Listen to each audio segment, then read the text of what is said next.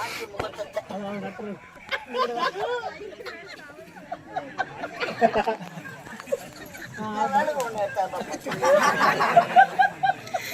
பண்றாங்களே பண்ணிட்டோம். அம்மா, இந்நாட்டு இளவரசர் நல்ல தம்பி. ஆனந்த சிரிப்புங்க.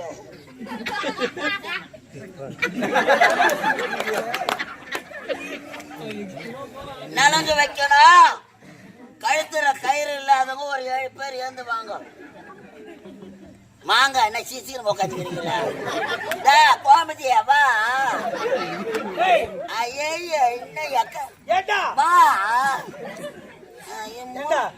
குழந்தை